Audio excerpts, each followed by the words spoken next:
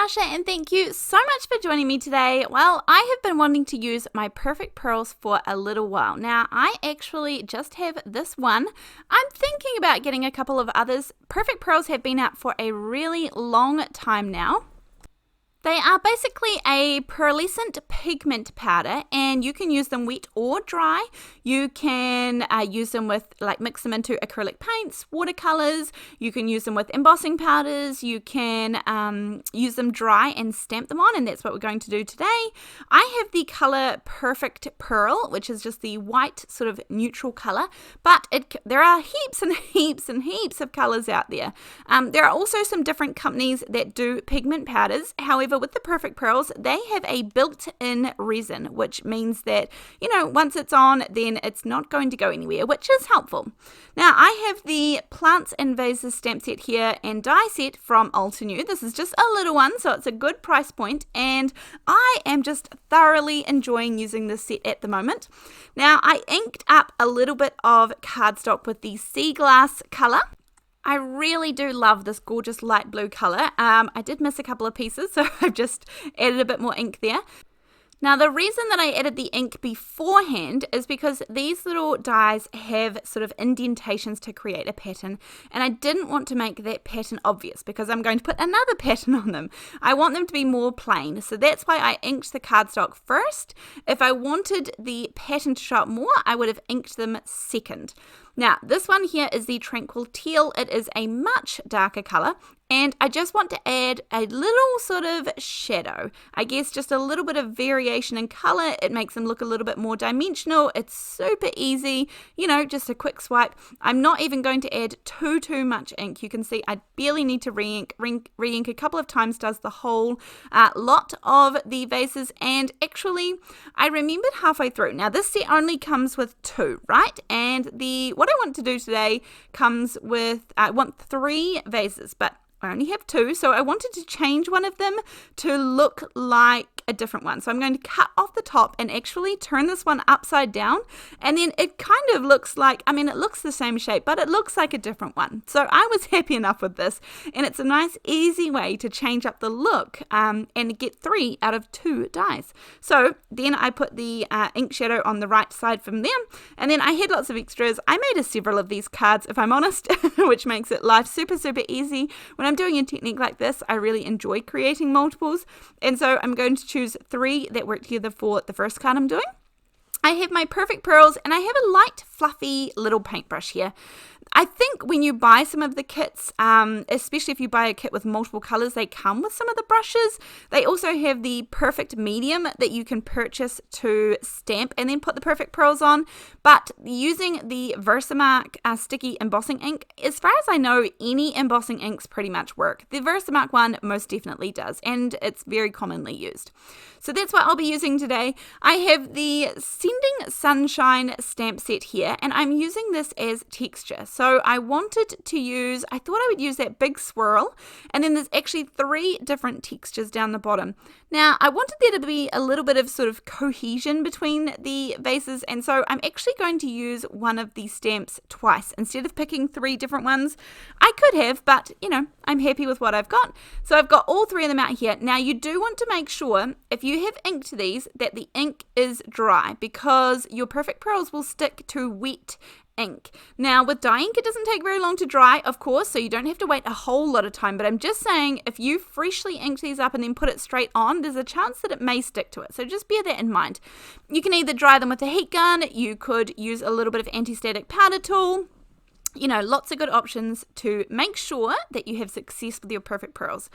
So I did the little scroll swirly pattern on the left and the right one, and then the one in the middle, I'm going to do this little it's almost like sort of like a burlap or a crosshatch sort of pattern, and then I take the Perfect Pearls. Now this container has lasted me, I don't know, more than 5 years. So a long time, and a little bit goes a long way. And I sort of dab it in and out of the lid, and that way I preserve, I don't have to sort of shake as much off. And you can sort of see the pattern come to life. You sort of just put the powder all over it, because this has the VersaMark stamped on it, and then you sort of paintbrush off, dry brush off the excess, and it will really stick where the VersaMark is, and it will brush off nicely, you know, where it doesn't have the VersaMark to stick to. So this pattern here was fairly intense. The actual stamp was obviously like that, and so that's okay. You can see a little bit of the original vase pattern coming through as well, which I like. I don't mind at all. And then I've got the last one here as well. Now this, when I am card making, I try and add in certain elements, and you know, one of those elements is texture, one of them is color, and one of them is shine, or you know, something that catches the eye. Now that's not always appropriate, and these, you know, all of those elements don't always go on one card, but this is going to be a gorgeous, super simple card, but we've added this gorgeous creative element with the shine factor. So that is what I was going for here. Now I just sort of, I hold these with the tweezers just because, you know, they're little, and then I can brush off all the excess, and you can see it catching the light beautifully. You don't even really have to turn these. They just catch a lot of light. I do really like these. I have enjoyed the Perfect Pearls. I do really like them. So, you know, maybe it's something else I could invest in, you know, even one or two more to add some color. Now I have, you know, heard varying things, but I tend to give my Perfect Pearls a very light little mist with some water, and I have a continuous sprayer there, and so I use that for a very, very light misting, like spray the air, wait half a second, and then zhuzh your item through the remaining mist. So very light. I go with that, and I'm not 100% sure if it's necessary. Now, this is just a piece of pattern paper that was sitting on my desk. It matches sort of the blues, and it comes from a gorgeous paper pad, and I will just add this on. This is going to be the table, or the tablecloth, or it is just an item that will ground my focal point. So it doesn't matter what we want to call it, it's just going to ground them nicely. And then with the stamp set that comes with this, I'm going to use all those little pieces of foliage which are designed to come out of your gorgeous vases. There is beautiful sentiments, about, I don't know, I think there's 7 maybe, so lots that you can use.